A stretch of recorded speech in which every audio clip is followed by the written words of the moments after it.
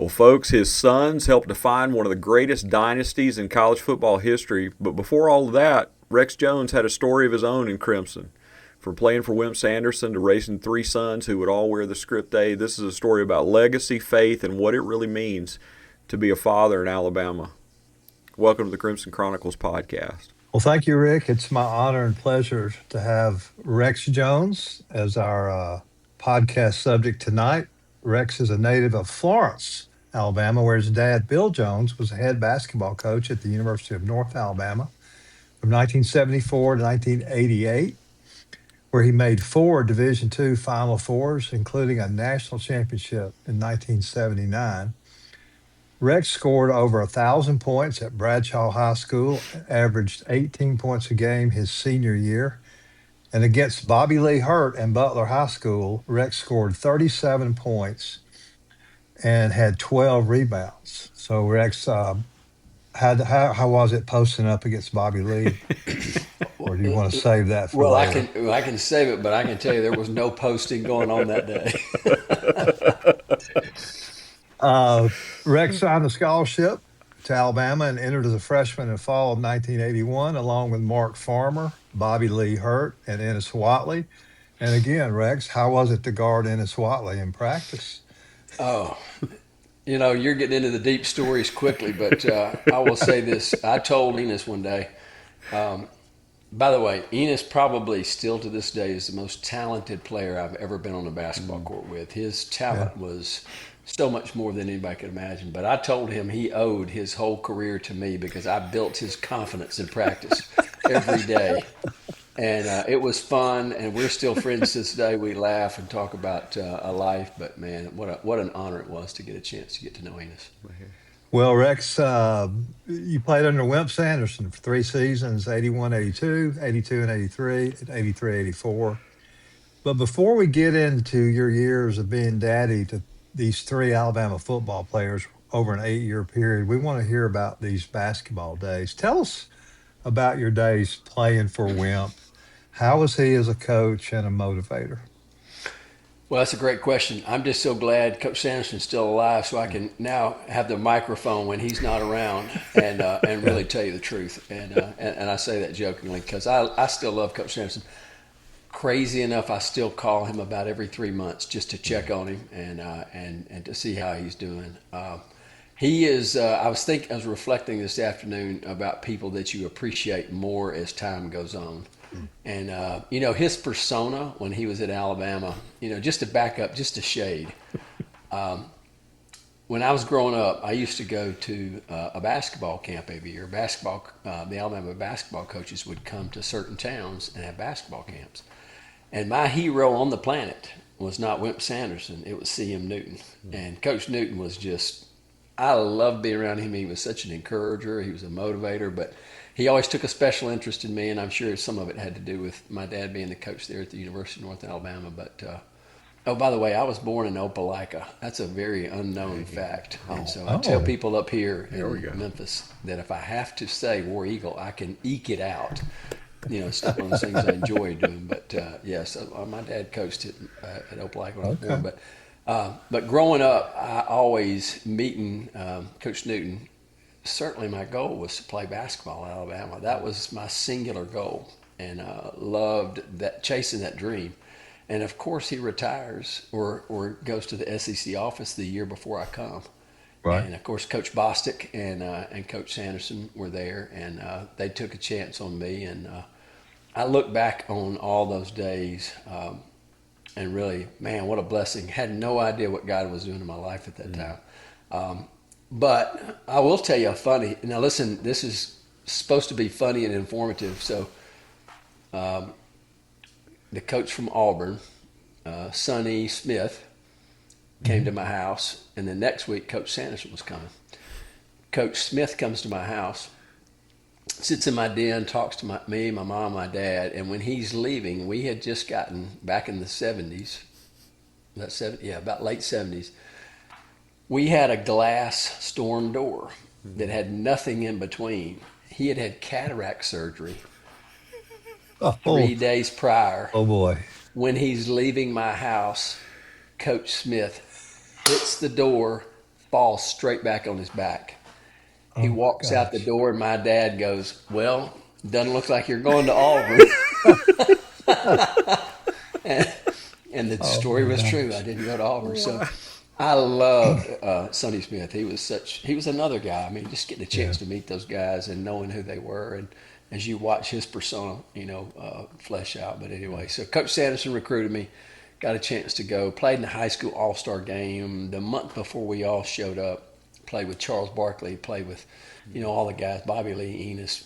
We just looking at that game. I look back on that game. It was probably the first time I realized at that age that I wasn't going to make a living playing basketball, because those guys had a gear I did not have. And but man, what an honor to share the floor with them, and to watch how Coach Sanderson, really back in those days, they were called basketball coaches. They're really CEOs, because they're putting people on the right places on the bus. And say what you want to about Coach Sanderson's persona. He was a really masterful person at having great assistant coaches, having great players, putting them on the floor where they needed to be. I look back on the fact that we won more games than any SEC team in the 80s. I mean, you look back, that's a lot of victories Yeah. under his leadership. So I think you learn to appreciate Coach Sanderson even more over the years. He did a lot to help me. I got hurt, shattered my collarbone, and I was trying to get out of school to go to dental school, and he let me take a medical hardship my last year. He didn't have to do that, but he was really good to me, and I appreciate him more today. He's a Yeah. good man. Yeah. We talk quite often down here. He's in my neighborhood now. He's moved to Tuscaloosa and That's great. lives in my neighborhood. And we took him some blueberry nut bread the other day, which he loves. So as long as I can keep feeding him blueberry nut bread, he'll talk to me. Whatever you're doing, you're keeping him young. I know that because he's probably going to have a big birthday here in the next couple of years. So Yeah. He's he'll keep he's plugging. a proud 88. Yeah. That's great. Um, Wonderful. well, talking about that uh, early 80s time, in late January of 83, y'all traveled to UCLA, upset the number one ranked UCLA Bruins in Pauley Pavilion. And, I was on that trip with y'all because I was Hmm. working in the National Alumni Association office at the time. And I just conveniently scheduled an alumni chapter meeting in Los Angeles on the Thursday night before the Friday night game against UCLA. So I flew out there with the team, and I'll never forget that day on that Wednesday afternoon when I'm up at the old Harco drugstore up by the hospital, getting a few things for the trip, and I get word that Coach Bryant had passed away, Hmm. and we were supposed to leave that day for Los Angeles and the game on Friday night. Um, so, what were your memories from that day, especially with the news that Coach Bryant had passed away earlier that afternoon? Yeah, great question. Just to back up, what an honor for a kid growing up in Alabama to get to meet Bear Bryant. Yeah, Number two, to go sit in his office and let him welcome you individually with nobody else in there. To, he was the athletic director at the time, so I get a chance to meet him, sit on the couch, sink 8 feet, and looking yeah, straight up at this icon. And you're going, are you kidding me? I'm getting to do this with, meet Coach Bryant. So, the 2 years I was there, I learned what a powerful man he was, what the influence he'd had on college football, and he loved our team, and he was around. The day he died, I will never forget the picture you painted was. We were all out on the floor, and we were practicing before we went to go catch the airplane in Birmingham. So we would take a bus to Birmingham. yeah. Within the hour, we're going to go get on a bus to go to Birmingham. And we looked up in the top of Coleman. And at those times, Coach Bryant's office was in Coleman, in the very top floor on that northern section of that deal. And I'm not kidding you that women that worked in those offices came out of those doors up there and began to wail and cry. And we stopped practice to look to see what was going on. That was back in the days. You had no idea what was going on. And somebody came in there and told us that Coach Bryant had just died. And so from there, one of the things I really am sad that we all missed was the procession lined up from Tuscaloosa to Birmingham. You think about the impact that man had on people. He was an investor. Coach Bryant was an investor. He invested in those guys. Got a chance to eat with him a number of times in Bryant Hall, and he didn't care that we played basketball. He was always just asking questions about who we were and, about sports and teams. But I think about the fact that his impact on that university and really not only the people that he coached, but thinking about the kids of the people that he coached and the heritage and legacy. And I've gotten to know Mark Tyson very well. He's actually one of my friends. I talk to him probably on a weekly basis. We sat together for 10 years at the Alabama football games. And so we talk about a lot of that stuff of just the impact that Coach Bryant had. The day he dies, then we get on the airplane, we fly out to California. Now, I want to tell you, we were all not a lot of cultured individuals, and to take us to L.A. was an experience beyond what you can imagine. And we thought we had been around, and we had been around in the Southeast, but going to L.A. was a whole new experience. Back in those days, CBS airs one game on the weekend, and we are on the CBS Saturday afternoon game playing in Pauley Pavilion. Side note, we go out there, I'm a freshman, and I look up, and behind me, with his knees in my back, at Pauley Pavilion, sitting on board, just the wooden board benches. It's unbelievable to get a chance to be able to know who sat behind me. I think I know. I bet. Yeah, John Wooden. John Wooden. Unbelievable to get a chance to meet John Wooden. Not only that, but to get there and to hear him narrate the game. Man. Oh, wow. And it was, quite an experience. So here I am, Coach Bryant dies, and I'm meeting the most iconic basketball coach on the planet and watching the chance that we get to beat UCLA on their own home floor. And I just got to tell you, man, it was one of those experiences that it etches in your memory of things that, I doubt many of the UCLA guys remember that game, but we sure do, because it was a great victory for our program. And it put us in a national spotlight, which was really good. Yeah. Yeah, I didn't get to meet him, but I saw him. He was sitting up behind our bench. And I will say that for the shoot around on the day before the game, I went out on the court and I shot it one time and made it, and I quit. So that was my Pauley Pavilion experience. That's great. Well, you grew up around the game. Rick, I'm sorry. This is yours. Go ahead, man. Go. No, you grew up around the game with your dad coaching UNA. When did you first realize that basketball and really athletics was going to be a central part of your life? Oh, man, that's interesting. Of course, growing up in a coach's home, every town I lived in, by the way, I was the wealthiest kid in every town we lived in. And when I say that, people go, I didn't know coaches made that much money back then. I said, they didn't. Matter of fact, we didn't have any money. But the way I defined wealth was I had a great basketball. My dad always had, when he would restructure some of the leather basketballs out of his inventory, he would let me have one. I had the greatest pair of tennis shoes money could buy, and let me tell you why. This is another great story of somebody I met that I look back on my life and I think about, I got a chance to meet this guy named Larry Conley and Joe Dean. Larry Conley. And those guys were my dad's Converse reps. And guess where they spent the night? There were no hotels back then. They stayed in my house. And to think about the fact that I got to sit around and listen to those stories, and they brought me a pair of shoes every year. I don't know if that, they probably violated every rule that you can imagine. But listen, there were no rules back then, and there are no rules now. So I guess, everything has come full circle. But and then I had the keys to the best gym usually in every town we lived in. And so, when you think about wanting to play sports and seeing, I hate to use the word fraternity, but the people that hung out in those gyms and got to know each other, it really began to imprint on me the fact that this was something I wanted to be involved in. And so everything pretty much I did was according to just basketball. I played baseball.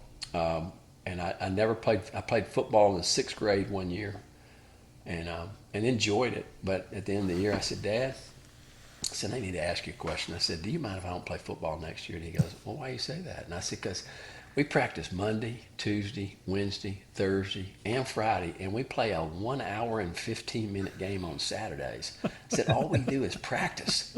And I said, man, we go play basketball. And I mean, you're playing more games than you can shake a stick at. And he goes, son, I don't really care if you ever play again. I'm a basketball coach.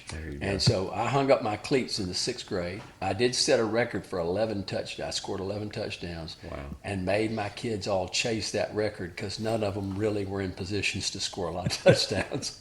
So I still own the touchdown record in the Jones family. But being around my dad, watching his work ethic, I was a gym rat. So I would come home from school.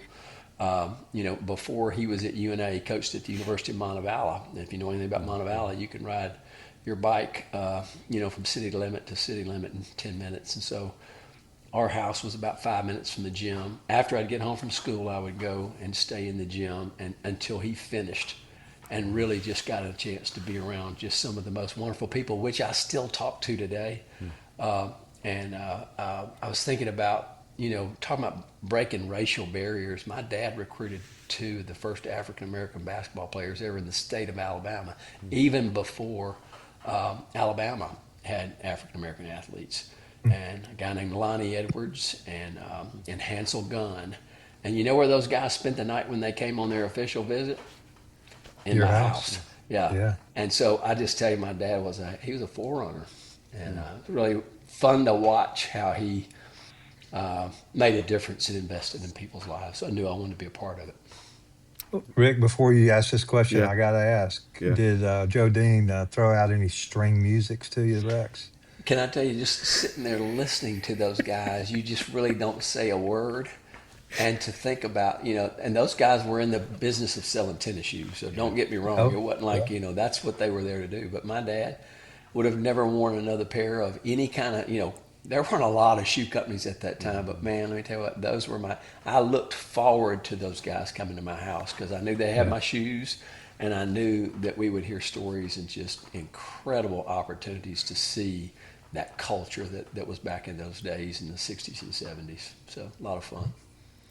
Well, Rick? Rex, one of the things I was really excited about just having this conversation with you is really getting into some of that stuff that's beyond athletics. And so I'm curious, during your time at Alabama, what were the moments that shaped you most, not as a player, but just as a man? Like, what are some of those defining moments for you?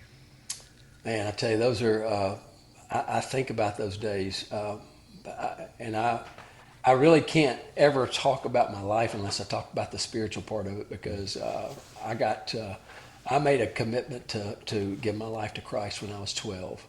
And I tell people I sipped on spiritual milk for about 10 years, which included my years at Alabama. Had a roommate named Vance Wheeler who was a believer. And can I tell you, it was such a blessing to have somebody in the room that was a believer. Now, I'm not going to confess to you we were angels because we were not angels, but we were formulating what life was about and what was important. And I think what really, as I look back in the rearview mirror of those days, when you're young, you think life is really about material possessions, making a lot of money, playing in the NBA. You can make that list a mile long.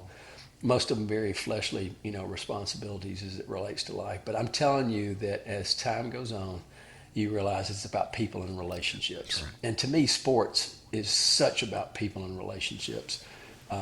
Spiritually, it's the vertical relationship with Christ, but then that horizontal relationship are the people you hang out with. The great Bill Jones, who is my dad, first coach in the state of Alabama to ever win a national championship at an NCAA level. I thought I'd put that in. My dad's been dead almost 19 years now, but he heard that. He's proud of that. So, but to be able to see the relationships that are forged over time, the way that you get to really shape and mold what's important to you. My dad used to tell me, he said, now, Rex, you're going to be like the 5 people you hang out with the most. And he told me that when I was probably in the 6th grade. And I didn't really know what he meant. And I thought, well, this just only applies to like in middle school. And then I found out it was not just middle school, and it was high school, and then it was college. And hey, I'm 63 years old now, and guess what? It still applies. And I think being around in those locker rooms and being around sports people, for me, it was a spiritual formation. And when I got out of college, that's when really God got a hold of me and just asked me if I'd ever ask him what he wanted to do with my life. And it changed the trajectory of my life. But I don't think I would have been ready to do that had I not had the experiences at Alabama. I've had a lot of people ask me, would you have rather gone somewhere else where you could have played more? And I go, not in a million years. I wouldn't trade those years at Alabama for anything on the planet. I met Tommy, when I was a freshman at Alabama, and I feel a little bit like Forrest Gump because I'm just in the right places at all the times to meet so many incredible people in this sports world.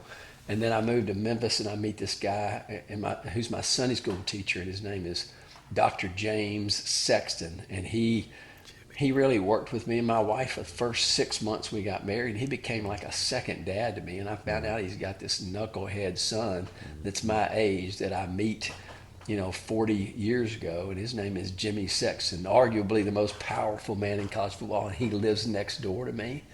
Are you kidding me? The people I've gotten to meet with him, unbelievable. The greatest thing about being next door neighbors with Jimmy Sexton is that when his quarterbacks are holding out on their initial contracts, they come live at his house. And so I have spent more time with Tim Tebow. I have, the list just goes on, the people that he's had in his house that I've met.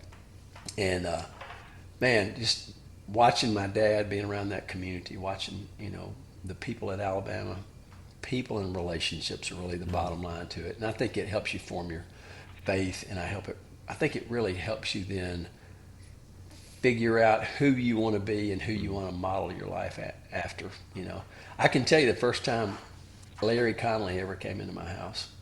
Most of your listeners don't even remember who Larry Connolly is, but if you're our age, you remember. He was actually the voice of the SEC broadcast for a long time. Great broadcaster.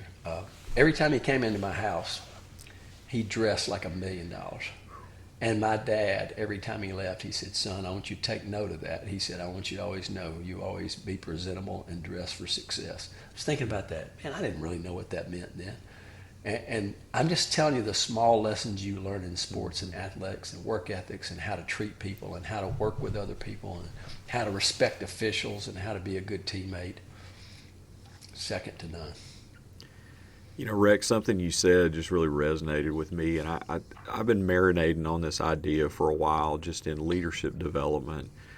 I feel like a turtle on a fence post. You know that old story, right? The two boys walking by, and one of them says, "Reckon how he got there?" He said, "I don't know, but he didn't do it by himself." And there's so much of, I think all of us can testify to the fact that there've been people that just let us get close and let us walk in their shadow and let us try some stuff and have created opportunities. And when you get to be a certain age and you're kind of looking back a little bit, it's a little easier to see just the layers of those investments. And so I want to ask you about one in particular. We've talked about Wimp some, and we all love him, and we joke about his scowl sometimes and those kind of things. But but the truth is, you playing under somebody that's a personality like Wimp, what did you learn about leadership from him that you carried away after basketball? That's a great question. I think about that sometimes. I remember being in there with guys, Benny Dees, who I know y'all remember was an assistant. He was the head coach at Georgia Tech, came as an assistant after he lost his job there. Benny Dees was a master X and O guy. I'm talking about a master. I mean, he was the best I'd ever been around at that time. But I would watch Coach Sanderson step back and let people do what they were really good at doing. And back in those days, that probably wasn't near as common as it is today, is when you're building a team to turn people loose and let them do what they do. Hey, Coach Sanderson could get the crowd electrified with that, that coat stomping. I'm telling y'all that we're up at Penn State playing one time, and Coach Sanderson jumps off the floor still at whatever age he was at that time. He comes down, he hits the floor. There's water on the floor. It was that gym floor at Penn State was probably built back in the late 1800s, slick as snot on a doorknob. And I'm sitting on the bench, and he hits that thing and falls, and he's looking straight up at me on his back, tore a hole in his pants. And I'm going, man, this guy knows how to electrify people. We're down by like 10 at the point, and we end up winning that game because he knew how to get people motivated. He was a motivator. He was a persona. But he hired people to do their jobs, and he let them do them. I think about the players he recruited, and listen, I don't think it's a miracle for anybody to know I was a role player. And my job really, when Coach Dees walked in the room, he'd hand me a stack of about 6 papers and go, hey, by tomorrow you need to run this other team's offense on the scout team. And I'd go, hey, Coach, one thing I'm gifted. I know how to read. I'm a coach's son. So the next day we go in and everybody plays their role. But that's what it took to have really good teams. And I learned a lot about that. I learned a lot about that from Coach Sanderson. In that he didn't have to have the limelight all the time. Although he was a big personality for the most part on most days. Now y'all have seen Wimp at his lowest, and there were times you didn't. Listen, there were times you wanted to take the long way to get to the locker room, and albeit that's probably the life of every coach. But he knew how to put people in the right place and let them do what they did. And he wasn't the most fun guy. I think he hired good assistants that knew how to keep a bunch of crazy young, 18, 19, 20, 21-year-old kids in line. He wasn't the disciplinarian, but I got to tell you, man, he knew how to coach. I got a quick Benny Dees story. Yeah. When he left Alabama and became head coach at New Orleans, we actually played them in '87 in Birmingham. Mm. And the other game was Providence and Austin Peay. And Austin Peay almost upset Providence. Well, Providence won, and we ended up getting shellacked by them in Louisville that year. But Benny Dees came out in a plaid coat That's so good. out of the locker room in respect to Wimp. And it was awesome. That's That's so amazing. good. I called Coach Dees. I don't know if it's been 4 or 5, 6 years ago. I knew he had some declining health issues, and I called him, but he remembered me, and he remembered a lot about those days. And we sat and talked for about 10 minutes just about that. And guys like that were investors too, and all of them, they weren't perfect by any stretch, but those guys loved doing what they were doing, and it was contagious. So we had a lot of fun. Rick? Folks, I hope you're enjoying this conversation as much as we are, and part of the reason that we get to do this is this episode is brought to you by Tidal Towel, the unofficial rally towel of the Crimson Tide. So whether you're at Bryant-Denny Stadium watching at home, you need one in your hand. So head over to whitwillsports.com, use the code TWO, that'll get you a little discount, and let them know that we sent you. And Tommy, we got one right back here behind me, and we're Yeah. going to make sure to have one in our hands, right? Yeah, and Rick, if everybody's enjoying this podcast, make sure you're subscribed to Crimson Chronicles on YouTube, Apple Podcasts, and Spotify. Like, comment, and tell us, who do you want to hear from next? Well, Rex, let's keep going. Tell us about raising Barrett, Harrison, and Walker, and how they balanced athletics, school, and life, growing up as the son of Rex and Leslie Jones. Yes, I was about to tell you that I have made a lot of mistakes in life raising my kids, but I will tell you the things that are responsible for good boys, and I have great boys. I'm not kidding you, and they're not just because they're my kids, but it's God's grace, and it's in this order: God's grace and a really good mother. And Leslie, first date I ever had with this is no kidding in Florence, Alabama. When I was 16, she was 15. In high school, and I came home from the first date we had, and I told my dad, I said, I have found the girl I'm going to marry. And he said, man, that was quick. And I said, yeah. He said, well, can I ask you this? He said, why do you think that's the girl you're going to marry? I said, because you know how many times we talked about sports tonight? And he said, is that all y'all talked about? I said, we talked about sports that much. I said, we had a date after my basketball game, and I said, you know what time she got there? She got there with 3 minutes to go in the fourth quarter. I said, she showed up just at the end of the game.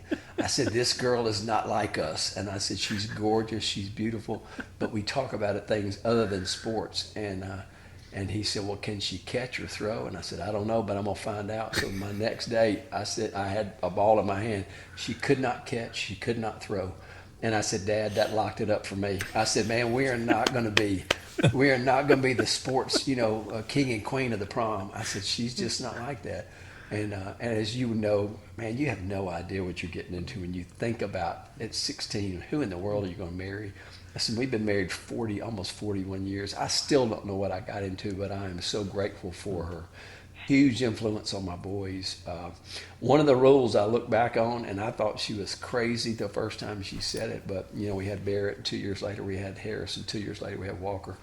But she had a rule in the house that those boys couldn't fight with each other. And I thought, good luck on that one. And I'm telling you that my boys, I don't think ever had a physical altercation. And to think that I raised, Leslie and I both raised 3 football players that got hit on every play. I mean, you think about who gets hit, offensive line guys and tight ends and linebackers, they get hit every play. So, but she instilled in them a lot about what it meant to be a godly young man, and she started at a young age. I could tell you hours of stories how she influenced my boys. But one thing that I will tell you is we decided somewhere along the way, after we'd been married 4 years, my wife says, I think we need to start our family. And I said, at this point, I'm probably seriously working 65, 70 hours a week. Never even crossed my mind of having kids. And she said, I think we need to start having a family. At this time, I think I'm 26 or 27. And I said, well, if we're going to have kids, I need to get a plan. And she said, what do you mean? And I said, well, got to have a goal. Isn't that what they teach in sports? You got to have a goal. She said, well, I'm not sure it's like this. And so she gave me a bunch of parenting tapes. I started listening to them. And I formulated out of that, I said, I started realizing that everything about my life was a result of decisions that I had made. And I'm not kidding you. I just started going back, everything, from meeting Leslie to marrying her, where I went to school. The decisions you make they're just millions upon multiplied millions of decisions. So I started thinking, my goal is going to be that I'm going to teach my kids how to make good decisions.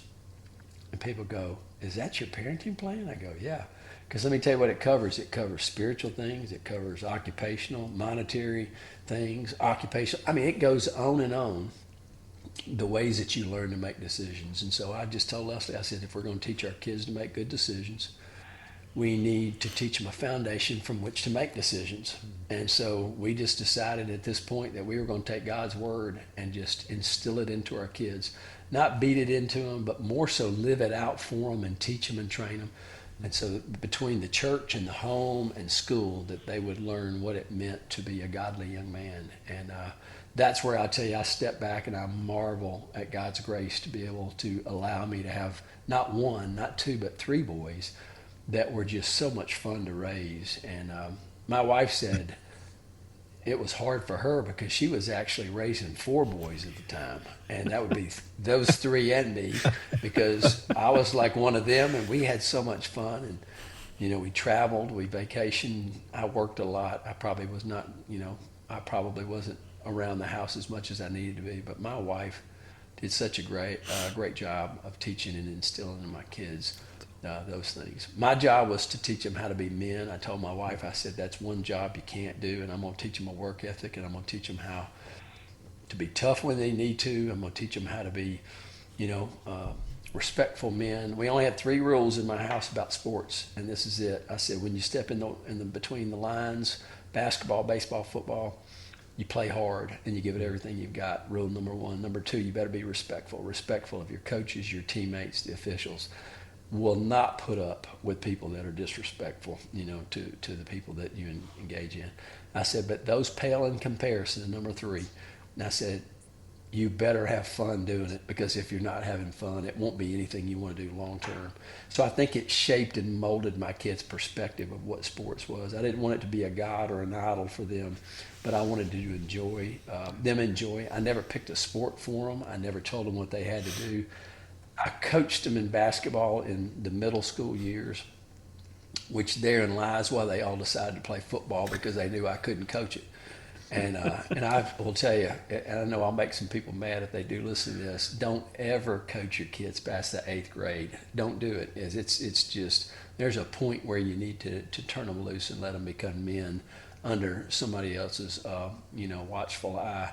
So my kids had great high school coaches. I was just sitting there thinking today as I was reflecting on this, how they all got to be under Coach Nick Saban and to learn the lessons that he taught them in life. Not spiritual lessons as much as the lessons about how to work, how to focus, how to concentrate, how to lead teams, how to be about the important things. He gets so much credit for this thing called the process, but those guys lived out his teaching and training with the process. So fun years watching my kids grow up. Don't forget to ask me my children's first experience with Coach Saban because it's a great story. It's a great story. Well, When we get to that.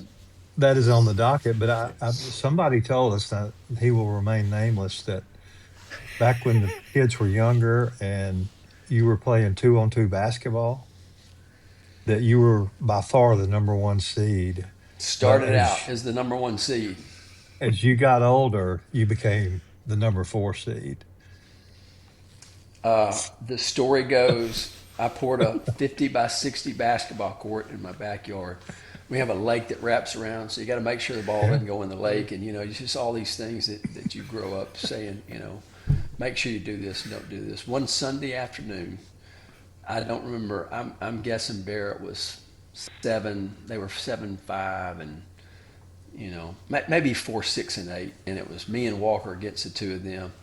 And at this point, the miles on my legs are starting to pile up. Y'all know back in our day, we played on the tartan floor. I tried to find the guy who invented the tartan floor so I could go kill him. And somebody had already gotten to him because it destroys your hips and your knees. And that's my dad's floor at UNA was a tartan floor. Tartan floor, and hey, it's a piece of plastic on concrete. So everybody I played with by this point, we're all on we're in rocking chairs, okay? Yeah. But I remember the day on Sunday afternoon when reality set in that I was not a spring chicken anymore. I make one move, and forgive me for making this sound, but this popping noise pops, and it's my knee. And I have torn a piece of cartilage like off in my knee, and I couldn't move. And this is when the lessons of a dad come back to haunt him. So I stop, cannot continue to play. And Barrett looks at me and goes, "Come on, Dad, suck it up." And I knew then that I had created a monster. The competitive natures that were flowing through those.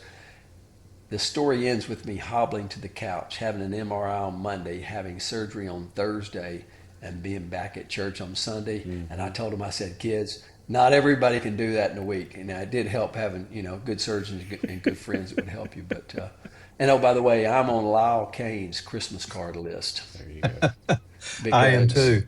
Yes, not only has he done 13 overnight procedures on my kids, but he's also worked on me 2 or 3 times as well. Yeah. So what a blessing. Well, by the way, well, Barrett talking told that about story. Barrett. I was going to say Barrett told that story as well, and it checks out. You guys told the same story. They got the easy part of that story, but man, I'll never forget that. It was a sad day in the Jones family when I realized I had gone from number 1 to number 4 seed in a very quick fashion. Well, Rex, speaking of Barrett, walk us through Barrett's recruiting process from a dad's perspective. He told us when he was on with us last year that he had no interest in Alabama, and then he kind of narrowed it down to North Carolina and Florida. Tim Tebow had been his host when he went to Gainesville for the recruiting visit. So from a dad's perspective, tell us about that recruiting process. Yeah, well, you have to understand, as a dad of what was called a football player, I was as clueless as the day was long. I still to this day don't understand football. I'm not kidding you that our playbook at Alabama was maybe 4 sheets deep, and these guys would bring home books this long with words and phrases that I had no clue. I don't understand. I'm really glad I didn't play football. So because of that, as my kids started playing, I really couldn't even comment on the things they were doing or not. I'll tell you how stupid I was. Barrett's a 10th grader, left tackle, And I watched, I would watch him trying to learn, and about 4 or 5 times there was this big guy coming off the end, and Barrett, instead of blocking this big guy, would go block one of the smaller linebackers. So when he got home that night, the brain surgeon Rex Jones pulls him on the couch and goes, "Hey Barrett, hey man, I need to talk to you." He said, "Dad, what's wrong?" He said, "We won the game." I said, "No, I'm not talking about it." I said, "Listen, I'm seeing something in your football that I don't really like." He said, "Well, Dad, what'd you see?" And I said, "There's a big guy that's coming off the edge, and like it looks like you're scared of him." And he said, "Why would you say that?" And I said, "Because you're not hitting him. You're going finding one of the small guys." And he looks at me and he smiles, his head tilts sideways. He said, "Dad, have you ever heard of this thing called a blocking scheme?" And I said, "Well, no." And he said, "Well, there are certain times I'm not supposed to hit the guy. I'm supposed to pull and hit another guy." Last time I ever said anything about football to Barrett, ever, because I just really literally don't understand the concepts of the game. But Barrett was so much fun to watch grow up. I know he told y'all this. I think I watched part of that podcast. He played basketball in the 3rd grade, and he was so bad. He was a Great Dane puppy that couldn't get his feet in front of him. I think he wore a size 12 shoe at this point, and it's just like he can't get his feet up under him. I would go to the games and take a newspaper and a cup of coffee and literally read the newspaper because it was so painful. It was, as a dad, I hate to say, I didn't want to be that guy, but it was a shade embarrassing. So if I kept the newspaper up, nobody knew. He goes the whole year, never scores a point. They're trying to let him score. I mean, we've all seen the kid that they want to try to let score. That was Barrett in the 3rd grade. And so that my boys all played violin. Y'all probably talked a little bit about that. And I thought, well, at least he's got violin to back up, because he'll never. I can remember sitting down going, he will never play competitive sports. And I said that to myself, thinking he just will never get it. And it was like this meteoric rise, just 1 year at a time. And in the 6th grade, I coached him in basketball, and he was just about to get out of his bumbleness. And I coached him in the 7th grade, and he became an athlete. And he had great feet, which blew my mind because he had never had great feet. But basketball really helped him develop his footwork patterns, which was really good. So 9th grade, 10th grade, and I know he probably told you all the story. I asked Jimmy, I said, "Jimmy, I don't know anything about football. Barrett thinks he wants to play football. What do I do?" He said, "You're going to have to take him to a few camps and get him exposed to what it looks like on this level." And I said, "Where do I go?" And he said, "Well, you got to kind of decide where you think you want to go where he wants to go to school." And I said, "Well, like UNA or, Calhoun Junior College?" He goes, "No, you need to go to Alabama, go to Tennessee, and go to Auburn this summer and just let him experience it." So the first camp we go to, I think he told y'all the story. Listen, I dropped him off. I told him, I said, "I'm not going to the complex." It's kind of like cheating on your wife. I'm not going to the Auburn football complex. Don't want any part of the fact that they have beat us. Every sign in the whole place says "Beware of the thumb," and I'm going, "What does that mean?" And I found out, they were so proud of beating Alabama so many times this time.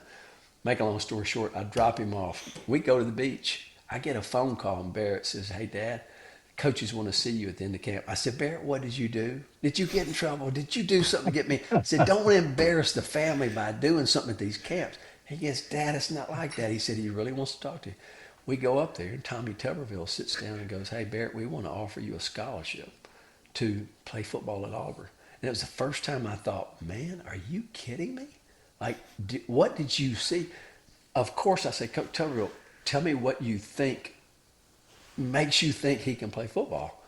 And he goes through a litany of things that I have never heard in my lifetime. Never. About just things that had to do with football, which I learned later. Joe Pendry. Y'all want to know why Joe Pendry was a masterful assistant for Coach Saban?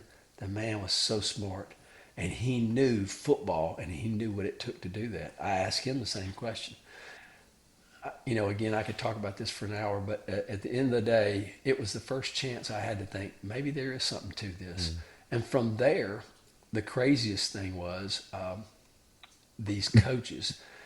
By this point, we had sold our family company. We had a family company, and I went to work at Barrett School. I thought just to have something to do. It was a calling God put on my life to go work at a school. And man, I was making no money, but the greatest experiences I ever had in my life was these coaches would come to the campus, and they all knew I worked there, and they would come in my office and close the door.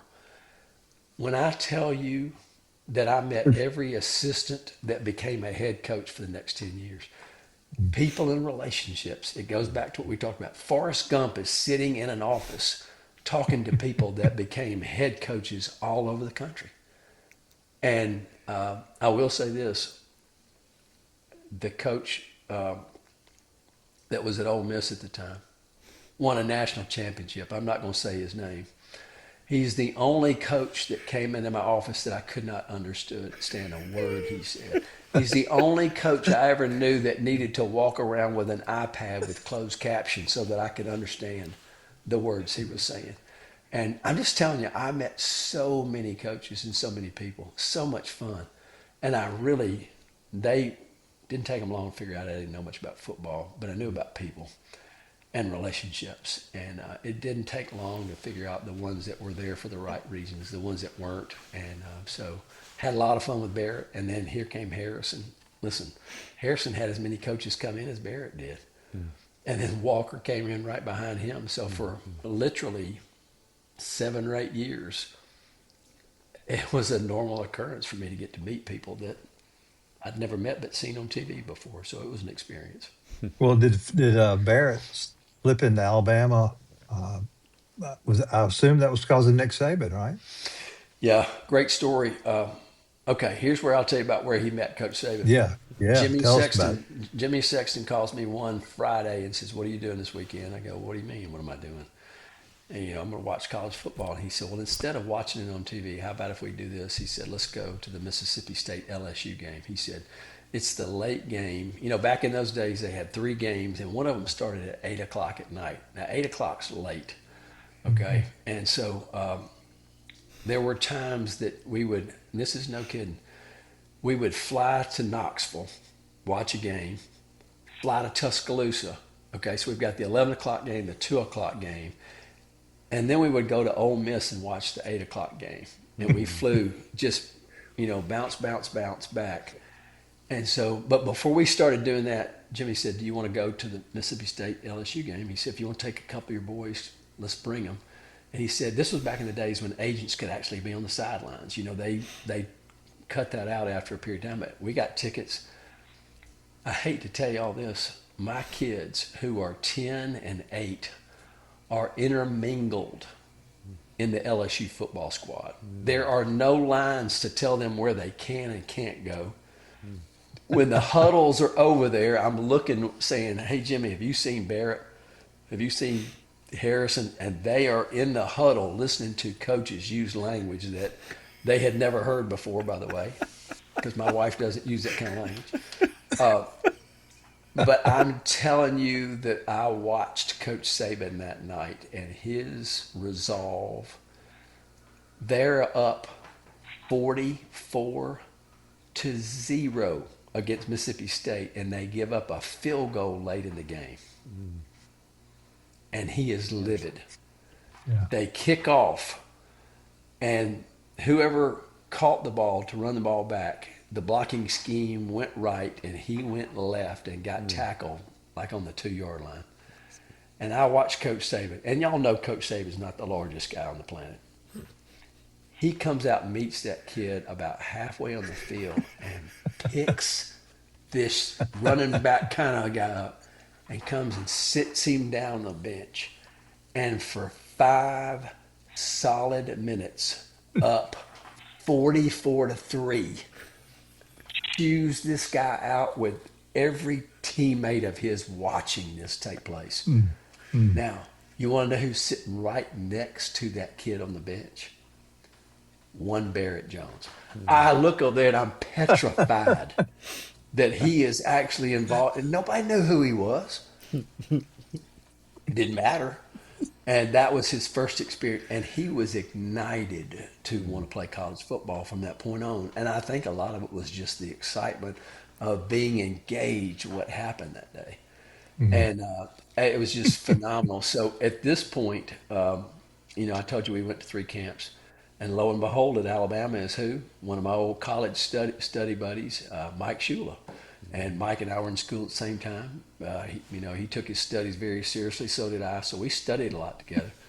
And so Mike comes in. Mike pays about zero attention. I love Mike, by the way, and I'm not dogging Mike. He didn't pay Barrett hardly any attention.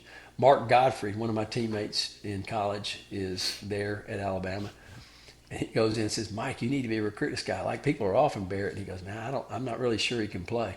And so I'm going, well, it doesn't look like we're going to Alabama. We're going to have to go to Auburn, and by this point, Barrett's got 6 or 7 offers, really SEC offers. And then we go to a game, and it wasn't a great experience. And I'll just say this to you: it looked like a professional team as opposed to a college team. I think Mike's background was so much professional sports; it just didn't look good.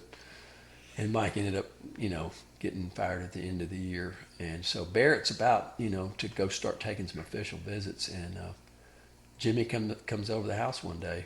Jimmy and I are very close, and I'm not bragging about that. I'm just telling you, he's been my next door neighbor for 30 years. We're about the same age. We see life the same way, and we have very deep conversations about life. And he says to Barrett, he goes, "Barrett, if I were you, I'd wait before I make my decision, because there's a guy you might want to meet.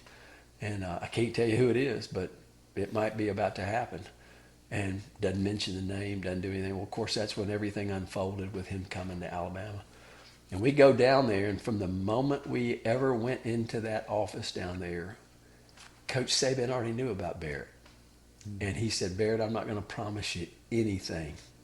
I'm not going to give you anything." He said, "But what I'm going to tell you is you're going to have a chance to play for a national championship."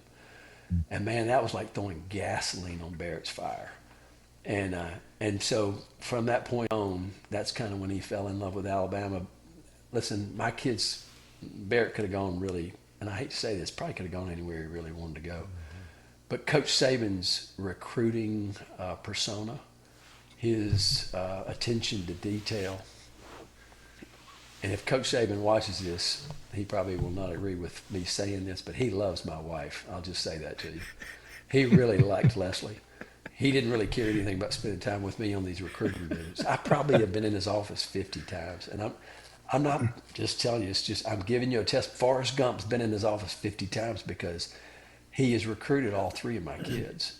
And so I think about that. Hey, listen, I'm gonna turn y'all on to the secret that nobody knows about Coach Saban. Everybody knows he has a door that when he walks in his office, he could push a button and that door closed, and it sounded like a vault when it closed. Now, how would I know that? I'm in his office the very first day it's installed. And while we're meeting, the guy who installs it walks in and hands him the button and says, "Coach, I'm finished." And of course, at this point, Coach Saban ain't paying any attention to anybody but me and my wife, and he sits at the desk, and the guy walks out. He gets through some of his recruiting pitch, and I said, "Coach," I said, "man, I am honored that you think Barrett could play football here." I said, "But there's something I need in return." At this point, his smile goes to a shock that he thinks I'm going to ask him for something for Barrett to sign. And it was one of the funnier things that I did. I did 2 funny things to Coach Saban. This is one of them.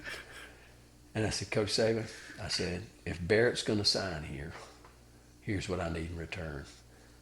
I need to be the first guy in the history of Alabama football that opens that door." And this shocked look face goes into a smile. And he said, "Rex, you go sit right here and you play with that door all you want to. I'm about to close this deal with your wife." And I pushed the button and the door opened and it closed. And my wife said, "Hey, I think Barrett's ready to come to Alabama." And that was the day he committed. Seal So the deal. I'm just telling you that the playing with the door, and I'm gonna tell you, if you've ever been in there when the door shuts, there is no question who's in control when that door shuts. He's a Yeah. master. He's a master recruiter. Yeah. Rick? Rex, I don't want to take a detour, but I do want to tell you that I did seminary in Louisiana and spent several years ministering in Bayou country. And so if you need an interpreter with that coach, I am your guy. I can watch Swamp People and not I don't have to use the subtitles. Listen, the closed caption thing, I promise to you, I felt bad when coach would come up and talk to me because my head would tilt and I was just trying to, it's like I was trying to interpret. To think, to think that that man coached the greatest statistical college football in the team in the history of college football. Yeah. I marvel at that. It was an incredible year. I mean, y'all watched that Yeah. season. Joe Burrow Yeah. and his cast of characters that won it. There was nobody coming close to beating those guys. Yeah. Well, And we he can. coached that team. He did, and we can help. I mean, everything he said is intelligible if you just have the right ear. So I can help you with Hey, that. But if I ever run into him again, I'm calling you, okay? please do. So you've lived Alabama athletics both as a player and as a father. But what did it feel like as a dad emotionally to watch your sons play for the University of Alabama and carry that legacy forward? Yeah, I'll just say this to you. I cannot express to you. This is another one of these moments I think about God's grace in my life to be able to experience that on the backside of what I experienced when Coach Bryant was there, watching the legacy that he built. Following those late '70s, early '80 teams, and then to be able to watch that replicate with one of my own children, and then two of my children, and then three of my children, and I can't really tell you how many incredible experiences we had. We traveled. We generally would miss one game a year, one away game. So I'm there for 12, 13, 14 games a year. People go, you didn't have to pay for your kids to go to college, did you? And I said, well, no. I said, but let me tell you, I could have sent my kids to Harvard 3 times over for what I spent in travel, gas, hotels. I said, so be careful what you ask for if you think going to college for free is going to save you money, because it does not. I said, but man, you will never replace the fun, the experiences, the people, the relationships that you get to build through doing that. So the recruiting processes were fun, but getting to see my kids actually put on that jersey, to listen to Barrett's stories when he came home of the people he was getting to meet, the experiences he was getting to be involved with. Listen, man, I just think about the assistant coaches that have gone through Alabama that are now head coaches. Yeah. Coach Cochran, the way that he influenced my kids. Coach Cochran and I got to be friends. I mean, like over 10 years, every time I go to the facility, I still try to exercise, and I can't find a place to exercise. So we bought a house in Tuscaloosa, and I told my wife one day, I said, I'm going to work out. She said, well, is there a gym here? I said, no, I'm going to the facility. I said, look, I'm a former player. They won't turn the former players away. Coach Cochran comes in there and goes, who are you? And I said, Coach Cochran, don't do me like that. I'm Barrett's dad. From that moment, we bonded and got to be really good friends. I'm going to tell you the most unsung hero in the facility, and he's the only guy left, and that's Jeff Allen. And I talk to Jeff Allen about every 2 or 3 months, and he is my friend. His daughter lived in one of the houses we had in Tuscaloosa. Got a chance to bond with him on a level much deeper than football.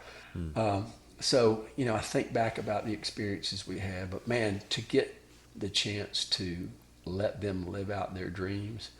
I didn't push them to go to Alabama, by the way. I really didn't. And I told them all, I said, hey, I'm going to draw the line on one thing when they're recruiting you. I'm never going to choose where you go. I said, that's going to be your decision, because I've trained you how to make good decisions.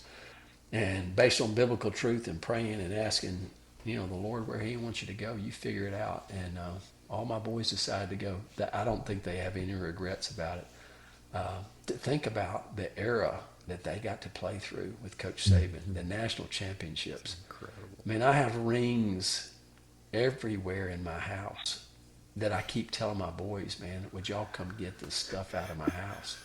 And it's like, man, they're not defined by that now, which I'm grateful for. But to watch how they use that to parlay people in relationships, their wives, how they're raising their kids now. I have 11 grandchildren. Barrett's got 4, Walker's got 4, Harrison's got 3.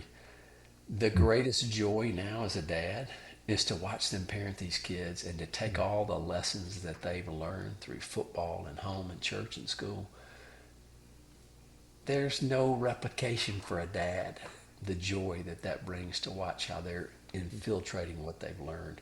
And a lot of what they've learned has been just incredible lessons on how to treat people and how to, as Spike Lee said, just do the right thing. You know? I had to quote Spike Lee one time. I've never seen the movie, but I love the title. Just do the right thing. That's impressive. That's pretty good, wasn't it? That's really good. Well, you know, you talked about just that with your parenting philosophy and that, you know, you and Leslie really committed to the idea of helping your kids, helping your boys learn how to make good decisions. Mm-hmm. Anything you could think of that you would say as they were, you know, boys growing into young men, growing into men, a place where you could say, hey, if you were giving somebody else a little advice and you want to tell them a little story about how to help your kids make good decisions, tell us a little story about that. You're going to get me started now. If I tear up, you'll know that at 63, I cry a lot more than I did when I was 53 or 43. Amen. But, yeah. So I will tell you that I had a wiser, older gentleman who was one of my mentors. As we talked about life and making decisions, he said, Rex, what you've got to learn to do at an early age is to let your kids fail. And I said, oh, now hold up, man. I don't want him to do that. And he goes, no, it's the greatest teacher. He said, you're going to live in a society of a bubble. You know, this bubble at church, this bubble at home, this bubble at a Christian school that they attend. He said, you know, you want to start praying today that they make a lot of mistakes while they're at home. And I'm going, well, hold up now. That doesn't sound like fun. He goes, oh, some of it's not going to be fun. He said, but what you're going to learn is that when they make mistakes while they're with you, then you can take the time to teach them how the mistake took place, to analyze what they did wrong, but then to say, hey, how are you going to learn from this and how are you going to change it? He said, but most parents never let their kids fail. And if they do, they're going to blame somebody else. Now, the great Bill Jones, who I've quoted many times, told me when I went to school, he said, if you get in trouble at school, you're going to get twice the punishment when you get home. And he said, I don't even want to know the details because it makes no difference if you're guilty or not. Now, I want you to think about the accountability there is like, hey, if you get in trouble, it doesn't make any difference. And so with that being said, I kind of use that same theory with my kids. I didn't helicopter my kids when they did get in trouble. We worked through it. They made a lot of mistakes, but they learned how to do it. And I want to tell you this, we started really early. We didn't wait until they got to be 8 or 10. Hey, at 4 or 5, I am pushing decisions, not things where they're going to get hurt, but just things to let them teach and train the thought process of how to make a good decision. So I think a lot of people wait too long to do that. I think some people never do it, and they get to colleges like Alabama, Ole Miss, Tennessee. Mm-hmm. The party environment swallows them up because they don't know how to say no. They don't know how to stand for the right things. Now, again, my kids were not perfect. They made mistakes, but they knew how to make. I told them when they left the house, Rick, I said, here's the reality. I said, you're leaving this house, and the responsibility me and your mother have had is to teach you the truth. Because if you understand the truth, then you know how to make good decisions. Mm-hmm. And the truth that we've taught you is from God's word. So if you know that reality, then when you leave this house, it's not any longer about me and your mother. This is about what you're going to do with the truth. And I think that really challenged my kids to say, this isn't any more about them. This is about me and who I'm going to be and who I'm going to stand, the things I'm going to stand for, the people I'm going to be around, the influence, the way I'm going to lead. It's not about mom and dad anymore. And I didn't want it to be. You know, I think the hardest thing sometimes are coaches that never played sports, but they coach and they live their lives through some of these kids. And I didn't want that. My dad was a coach, and I didn't want to live my life through my kids. I had had so many great experiences by this point, and I let them kind of dictate their own way, even to the point in college where we had taken our kids on mission trips starting when they were 6, 8, and 10. And one of the proudest moments I've had as a dad was we went to Haiti one time, And I told Barrett, I said, Barrett, it's time. He said, time for what? And I said, it's time for you to lead a trip. He goes, what do you mean? I go, hey, Barrett, you go into your environment in Tuscaloosa.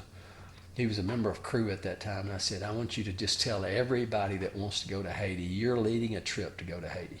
He goes, Dad, what do you mean? I said, hey, you're in charge. You're the one that's going to dictate and lead the whole thing. At this time, I think he's 20 years old. And that's where he met Mark Tyson's daughter, Lissa Hanley. Y'all remember Lissa Hanley? She was Yeah. homecoming queen one year. She's just a gorgeous, wonderful young lady. She just had her first baby. And he went and invited about 35 kids to go on this trip. And they all came to Memphis because we flew out of Memphis, and they all spent the night in my house the night before. We fly to Haiti, and we spend 7 days in the poorest country in the Western Hemisphere. And I watched these kids love on these Haitians, to share the gospel, to do things that you would just, and you know who led the whole trip? It was Barrett Jones. And then subsequently, Harrison led a trip. And then years later, Walker led a trip. And it was just, can I tell you, those are the great joys when you see your kids be something more than just about football. But it's something that has eternal purposes, which I think is marked on my kids. And listen, they're doing it. I hope they don't watch this, but I think they're doing a great job raising their kids, because they're teaching them how to make good decisions, and they're teaching them the truth. And at some point in time, they're going to do the same thing we did with our kids. Hey, now it's about what you're going to do with the truth. And I've been very proud of my boys. I think you just answered this, but I just want you to unpack it a little bit more about defining success in your home.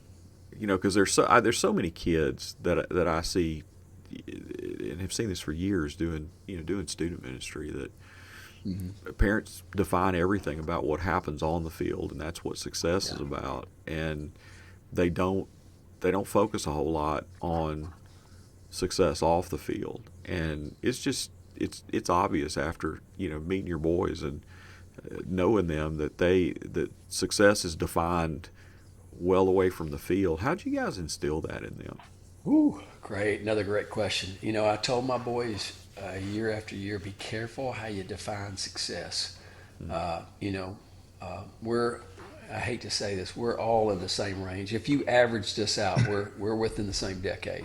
Tommy, I know you're a little older than both of us, and I'm a little older than Rick. But at the end of the day, back the old saying when we were growing up was what? Life was about what? Sex, drugs, and rock and roll. Yeah. And that's a worldly perspective, and they don't. I say that, if I say that in front of anybody now with these young kids, they look at me like I'm crazy. They've never heard that phrase. And I've tried to quit using it, by the way. But, how you define success and, money, fame, fortune, material things.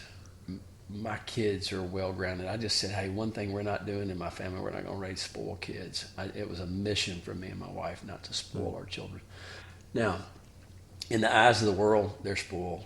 They're the richest kids on the planet compared to the kids in Haiti that get out of bed and do what? They look for one thing, just to get fed every day. Mm-hmm. So when you put it in that perspective, you go, well, Rex, your kids are spoiled. But I'm just telling you, they understand the things that are valuable in life. I'm not saying they hadn't made mistakes, but I'm just saying to you, you spend time ingraining what is successful. So when you define success by the way God defines it, it's very different. I think about the Romans 12:1-2 verses about our job is to offer ourselves as a living sacrifice every day. And then you think about, well, what does that mean? How does that look? And I go, hey, it just says, don't conform to the world, but be transformed by the renewing of your mind. So that what? So that you'll know what the perfect and pleasing what God's will is for your life. When you find God's will, there's no other place as it relates to peace and joy that you'll ever experience outside of God's will. And so I keep pushing my kids. The definition is you fulfill what God commands you to be as a child, to be respectful to your parents, to honor your father and mother. Hey, I've had aging parents. Both of my parents are dead now, and I kept telling them. I said, hey, this isn't fun, but it's really literally about honoring your parents. We have this thing in my family. If my boys ever get a shade out of line, I look at them and go like this. First time I did that, they said, what are you doing? Are you waving at us? I said, no. number 5. And they go, what's number 5? And I go, you know number 5. It says to honor your father and mother. Right. And so when you step out of that, it's, and again, I don't want to come across as a religious fanatic. I'm not, that's a matter of fact, I don't love religious fanatics. I do love people who are Christ followers who take what he commands seriously. So honoring your father and mother, and they watched us play that out with my mom and dad. I'm going through that some with my wife's parents today. And man, just ingraining in them about what it means to be somebody outside of football. Because when you define yourself by football and money and success, I don't have to tell you that story doesn't end well on a rare occasion. When Barrett came home from the NFL, the first couple of weeks they send you through this 3-day training class. He said, Dad, I don't know if I really believe this statistic. I said, what'd they tell you? And he said, they said that 5 years after your last game in the NFL, that 70% of all football players will be broke. And it staggered him, and it really kind of staggered me. But I thought about, and I hate to say it this way, but I thought about the kids' frames of reference. If they don't understand money, how to spend it, how to save it, how to charitably give it away. I've been running a foundation where I just work with the most spirit-filled, joy-filled, peace-filled people who've learned to give money away. And so that was one of the things that we taught our kids to do, is to be helping and being about somebody other than yourself. Christ tells us to die to ourselves, man. It's the hardest battle we all fight every day. But when you understand the concept of teaching and training kids and how that fits in, then somewhere along the way with instilling the truth. But I'm telling you, I look back and I go, boy, Rex, you did a great job today. Your kids are doing a great job. And then God goes, no, that wasn't you. It was me living through you. And it's now me sanctifying your boys. So please don't take credit for it. So I'm going on record. I take zero credit. But God's grace has been beyond imagination for lesson out with the boys. That's good stuff. Boy, great. That's awesome. Rex. Well, folks, the Crimson Chronicles podcast is proud to partner with the University of Alabama National Alumni Association. And here's something a lot of people don't realize. You don't have to be a graduate to join the Alumni Association. If you love the University of Alabama, there's a place for you. Visit alumni.ua.edu to learn more and get connected. So, Rex, closing up, your thoughts on Barrett's career. He is arguably the most decorated football player in Alabama history, both on and off the field. Um, how did that proud daddy watch that son for those 5 years? I mean, I cannot imagine the the thoughts you had watching him on that field. I look back on it seriously, and it's almost like a dream because it's surreal, just to be honest with you. I mean, I look at Barrett, and, this first year he tore his labrum, had to have surgery, played in 4 games, redshirted. And Coach Shoulder, Pendry, that was the shoulder injury, remember, that he yeah, got redshirted Yeah. on, Yeah. as he no, said. well, Yeah. he did, but he had surgery. So, I mean, he Yeah, actually tore his labrum. yeah. Second time, too, by the way. He did it in high school once, did it then. Um, but the next year, Coach Pendry, by the way, I love Joe Pendry. I've mentioned his Mhm. name before. He is one of my favorite guys. He's a real person, and I called him. I bet it's been 6 months, but I called him just to check on him. I've stayed in touch with some of these guys that really people in relationships. I won't say that again, but it's been so much fun. But he goes in and becomes a right guard, and then they go undefeated and win a national championship. Listen to this: Forrest Gump ends up at the end of the year in the most iconic stadium on the planet, and we're playing Texas, the most iconic team. And listen, if you were there, it was the most angelic night to look at the Oh, San Gabriel Mountains behind this sun going down. I'm just telling y'all, it's the Masters. It's all the other, it's Pauley Pavilion. Forrest Gump's gotten to go to a lot of places that he shows up in, but there's never been an event like that night in yeah, 2010 when Alabama plays Texas. And yeah. so Barrett, ends up being named like a third team All-American right guard, all freshman All-American because he's still a freshman at this point. And so I began to learn how some of these awards are given away. Now, I'm not going to tell y'all generally these award winners are the best players on the planet, but I will tell you this. Somehow Barrett got swept up in the wave of this Alabama river that was running. And oh, by the way, man, Coach Saban is back there paddling the living daylights out of this machine. And you just say, like, how does all this work? And then you just watch Coach Saban keep loading this thing one player at a time, one player at a time. You think about Barrett's 2008 class, and we go down there and drop Barrett off, and you go, like, who was it? And I'm going, Julio Jones. And I mean, just the guy, the phenomenal guys that made hundreds of millions of dollars playing football. And they were Barrett's teammates. And you know what they were? They were just regular people. Now, gifted, albeit designed to do what they did, but just getting for Barrett the experience to be around those guys. Dante Hightower hit him in practice one day kind of from a blind side, and Barrett said, it was like I was in another world, and I woke up, and Dante is over the top of him going, hey Barrett, you okay? And he said he was counting. They were on the indoor facility. He said all he was doing in his brain was counting the squares in top of the, he just was out of his mind. I'm going, the experiences to get a chance to watch this and as Barrett, and to quote him, he said, listen, to play in a game was a piece of cake because every day in practice I'm going against the greatest players on the planet in college football. And so for him, he gets swept up in this.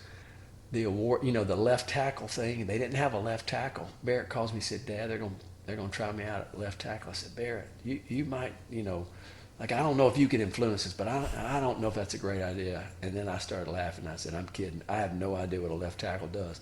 I just know you better not let A.J. McCarron get his head taken off. So spring game, he wins spring game player of the whole A-Day thing. And I think it was because he'd never played left tackle and he didn't get anybody killed that day. That next year, the LSU run, the missed field goals in the LSU. Oh, by the way, that was Harrison's roommates. So Harris and Barrett are playing together, Can I tell you the greatest joy was the day I looked up? They're playing Arkansas, and Harrison comes in the game, and he lines up right next to Barrett. And I thought, how many guys on the planet did Forrest Gump have any kids? Because if they did and they got to play in an Alabama game together, are you kidding me? Just fun to watch how God orchestrated them playing together. The Georgia game where we beat those guys and they threw the pass right. I can't remember if that was 2011 or 12. 12, I think. 12. 12. And so Harrison comes on the field. And man, we just started running the football, and Georgia could not stop us. And every play, Barrett and Harrison would line up together. And Barrett said we ran the same play 9 times, and they knew it was coming and still couldn't stop it. And my 2 boys are a part of that. And so fantastic things. I'm tomorrow going to hear Tim Tebow speak here in Memphis tomorrow.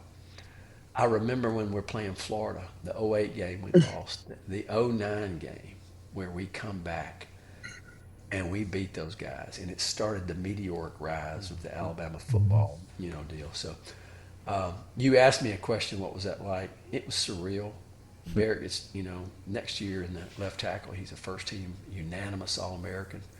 You could count on a very few hands how many people in the history of Alabama have been a unanimous All-American at that time. We've had a few more since then, but early on it was incredible. I will tell you another thing, since I'm mentioning Forrest Gump. So at the end of the year, Barrett goes on this circuit of these award shows, and y'all know how that used to work. I meet every head coach of every good team, and not only that, but there's a lot of dead time at these things, and you sit around and talk to these coaches, and you get to know them, and you know what they are? They're just people. They're these iconic images that have families. And when you get to see them behind the curtains, it's kind of like the Wizard of Oz. You see them behind the curtains, they're just people. And then you have relationships with them. And it's just really interesting to see how how that works. Surreal dream is about the only way I can describe it. And my wife and I had so much fun traveling. I will tell you this one funny story. I don't know if Barrett told you all this. Uh, Barrett, they told Barrett he could go buy a suit and a belt and some shoes to go to these award shows, and it was legal to do Yeah. it because the NCAA would pay for your clothes to go to these award things. So they told Barrett to go buy a suit. I hope I don't get anybody in trouble by telling the story. We may have to edit this out. Uh, so I called Jimmy. I said, Jimmy, are you sure they can do this? He said, "Go." He goes, "Yeah, everybody does it." He said, "Matter of fact," he said, "call this guy here and he'll make Barrett a suit." And I said, "Make him a suit." Hey, by the time Jeff Purinton got finished, he said, "Barrett, I've never had anybody ask for a custom-made suit, a pair of Gucci shoes, a pair of a belt." He said, "This is more than we've ever spent in totality for any player to go and to an award ceremony." He said, "You've got really good taste." And I said, "Well, no, Jimmy's got good taste." Okay, I just want to remind you that, Jimmy's got really, really good taste. Barrett's named after Jimmy's brother, but y'all know that story as well, too. So surreal to watch how, really, I think it was part of God's. If you've heard Barrett's testimony and what he experienced after that game, that Texas game, it was the first time I think God ever asked him, "Is this you Yeah. or is it me?" And to watch how that influenced his life beyond measure, how that sculpted who I think Barrett is today. Yeah. Makes Yeah. proud parents, no doubt. Yeah. He talked about that, holding the crystal ball trophy and then Yeah, realizing, hey, so what? yeah, There's bigger things in life. yeah, It was a great interview. I yeah. encourage our listeners to go back and find the Barrett Jones interview we did. One of our first ones, Rick, Yep, a was it about number good while ago. six or seven or so? So it was early on. Yeah. Barrett was Yeah. good. I'm not sure. Uh, I'm not sure you and I were, but it was. yeah, Barrett was great. I thought y'all were funny. Gosh. I have watched it. It was really good. It was good. Rick, why don't you go ahead and go into a little bit about the faith of the Jones family? Yeah, I think, I would say, as a dad, when you look back over all those years and your three sons and all of the games and all the championships and all the things, like what do you remember most as a dad in just what you saw in your boys through those experiences? Yeah. I think I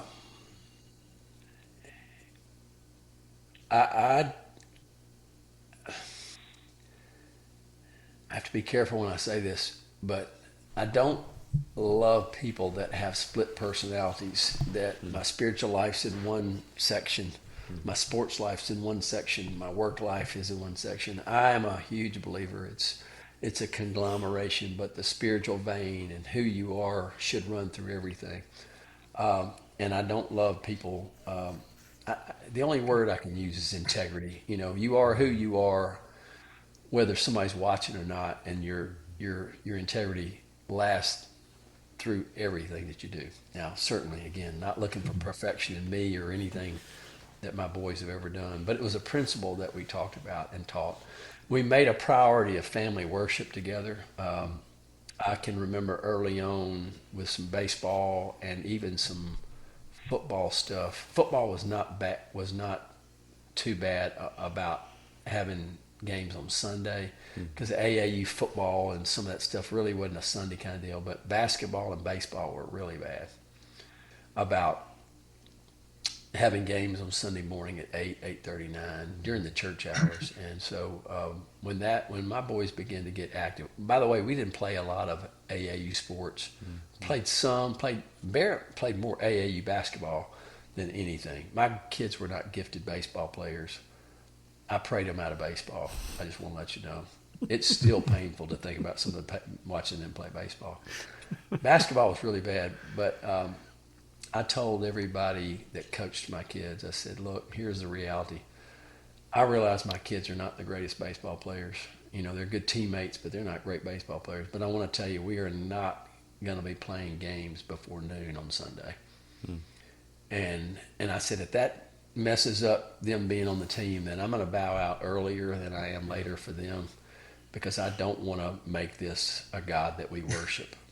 And listen, again, I feel like I'm on the Christian Broadcasting Network, but I don't want to overstate the fact that the principles that we had as a family, that we had family worship, that we did have a standard. It was kind of one of the early standards, that we had. Our family and what we did and how we conducted ourselves were more important than sports or where we had to be. And if we had to sacrifice those, the sports were going to sacrifice. I didn't let my kids spend the night away from the house on Saturday nights, ever, their whole careers, while they were in my house. But I told them, here's my principle, is I don't want you staying out on a Saturday night and not being at my house, because we're going to church on Sunday. And I'm telling you, I didn't have to beat them over the head about that. We sat together in church the whole time they were there. One of my goals was, and the things I prayed about the most, was that my boys would love being together, that they would love being together with our family. But yet I didn't want them to be these goody two-shoe people that didn't have integrity, if that makes any sense. And I think that was one of the things that God answered my prayers most about. Even to this day, another proud moment for this dad is when I watch my kids together and they get along and their kids get along and we have a lot of fun. We have a house on the river in Florence, so I still get a chance, actually in Killen, the suburb of Florence, Killen. And that's our family refuge place. So I have Harrison living in Birmingham and my two live here, and we all conglomerate down there. To watch my family operate together is another great joy. And I tell people, it's not because I was good. It wasn't because Leslie was good, although she's much better than I am about this. I really think it's God's grace. But you keep the principles in line, that we are here for a purpose. We serve a greater purpose. But loving each other is paramount. And God's been so faithful to let us experience that with our kids. My boys all married girls who went to Alabama, so they understand Alabama. They understand Alabama football, but they don't live, eat it, and breathe it like I'm glad they don't. I mean, they're fans, but it's not the paramount part of it. I hate to tell you all this, but there was a day when we went to the lake. Alabama had the 2:30 game on. They all had young kids, and this is how much my sons and I love playing golf together, because that's our drug of choice, is getting a foursome. And it's always me and Walker against Barrett and Harrison. And so they all had young kids, and the kids played all morning out in the boat. We put them to bed, and at 12 o'clock, I said, all right, guys, we got a decision to make. I said, we can either go play golf at Turtle Point, which is a wonderful place to play golf. I said, or we can stay and watch the football game. And by the time I got that sentence out, they were in the car, and we went and played golf. Of course, we recorded the game and watched it at a speed that was beyond measure. But it made me realize that my boys love being together and being, a part of a family, as opposed to just being so centralized, focused on things that to me are good for you. They're Man, temporary. that's good stuff. Hey Rex, I want to ask you as well. You, the things that you've been a part of in ministry and the foundation and what you guys have done in Memphis is truly an incredible story, and that as well is a story of God's grace. And if there are folks that are listening to us that just don't know about the things that are happening around Memphis and the things that God's doing that you're a part of, just tell us a little bit about what you've been able to be a part of there. Oh my goodness. I just sit there and think about what you just talked about. First of all, when I was 22, I started going to a church called Bellevue Baptist Church, very large Southern Baptist church. Sat under a man named Dr. Adrian Rogers. He was the first man that I ever heard that preached the truth out of God's Word. It ignited my passion for learning my Bible. And Dr. Rogers has been dead probably 20 years now, but I want to tell y'all, I still listen to him because truth never goes out of style. Yeah. And you listen to him and his impact on generations. I heard a story yesterday about we go to Honduras on a regular basis, and we have an orphanage that we're involved with down there. And there was this guy that came to this teaching seminar, and he was talking to another guy that was there, and he said, "You're from Memphis?" And the guy goes, "Yeah." He goes, "Adrian Rogers." He said, "I listen to Adrian Rogers every day." And I'm going, man's been dead 20 years, but he's still preaching the gospel, still doing things that incredibly have infected a lot of people. So all that to be said, we had a family company. We had an opportunity to sell it. We had a family foundation. We invest in really God's kingdom work. I can tell you, my father-in-law has been one of the greatest teachers, mentors I've ever had. He has taught me about what's important. He's held me accountable to know what's important. And so I could tell you for days about what he's meant to my life. Another guy that moved in next door to Jimmy Sexton was my other spiritual mentor. He died in a plane crash 3 years ago. And some of y'all probably heard when the church I go to, the pastor, my associate pastor, and 3 other guys were in that airplane.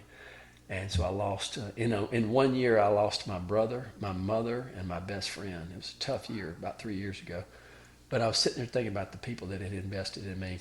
So what our family, mission statement really is just to invest in people for kingdom-minded purposes. And the crazy thing is, Memphis, Tennessee, per capita, per income, is the most generous city in the United States. And people go, Wow. "Are you talking about Memphis, Tennessee?" And I go, "Yeah." And they go, "Why is that?" And I go, "Well, it's God's grace, but we have a lot of needs here, but we have a lot of really generous people that are willing to invest." So I've had a chance for the last 11 years to be the president and CEO of a foundation here called the Christian Community Foundation. And so we have about 500 clients. We manage about $500 million in assets that grow tax-free, but none of that makes any difference. What makes difference is how much money we give away and put into the community. So last year we gave away about $111 million. Yeah. So let me tell you what I get a chance to do. I work with the most peace-filled, joy-filled, spirit-filled people who have learned what stewardship's really all about. Yeah. And I know when I say that, I go, "Is this guy some kind of religious whack job?" And I go, "No, I'm just giving you my testimony of what I get to watch God do as people invest in people who are in need." And so we have about 500 clients, and I've had a chance to work with people that I have learned so much from. And I watch how God funds his economy through it's not big foundations. It's one person at a time, one gift at a time, and watching people who are willing to turn it loose and let it go. And it's so much fun. I promise you, it's the greatest job on the planet. If you offered me $10 billion to go do anything else, I wouldn't take it. I wouldn't even take Jimmy Sexton's job. And I tell him that all the time. But I really have had a lot of fun watching. So we get to be involved in a lot of ministry-related stuff. We get involved with people who are very influential people who behind the scenes. We're a very private organization, by the way. We never mention our clients. We don't print anything with our clients. People don't know who our clients are. They give. The right hand doesn't let the left hand know what it's doing. And it's so much fun to watch how God funds these things behind the scenes. It's faith building. It is fun to be a part of, but it's also challenging. Every day I get out of bed. I lived my life for a good 20 years trying to get somewhere, and finally God convinced me, "Hey, Rex, would you quit worrying about tomorrow and just live in the day? And you got 2 jobs today." And he goes, "I know you're from Alabama. I know you went to Montevallo Elementary School where Miss Jeter was the principal, and you didn't even start first grade till you were 12. And I get that. But here's your 2 jobs every day, is to love me and then to love other people." And let me tell you what, I get to see it fleshed out every day. It's incredible. Man, wow. What an incredible testimony, and just what an incredible thing that God has just graced you to be a part of, and it's fun to watch to get to see that. So thanks, folks. We're excited. We're thankful. We're thankful that you joined us for this ride. We want you to not forget to grab a Title Towel with Will Sports. Use that code TWO. Get ready for the next big moment. Grab one. Football season's coming. You're Yeah, going to need it, right, Tommy? it's coming, and join the National Alumni Association. You can visit alumni.ua.edu and stay connected to the capstone. If you enjoyed this episode, make sure you subscribe on YouTube, Apple Podcasts, Spotify, wherever you grab your podcast. Like this video, share it with a friend, drop a comment, let us know who we should feature next. We pay attention. We're listening to you guys. We've gotten several this week that have been suggestions and folks that are on our list, and so we're excited to be able to bring you the conversations you want to hear. Well, for Rick Morton, I'm Tommy Ford, and this has been another episode of the Crimson Chronicles podcast. This one with the one and only Rex Jones. And the Crimson Chronicles podcast is where the stories of Alabama history live on.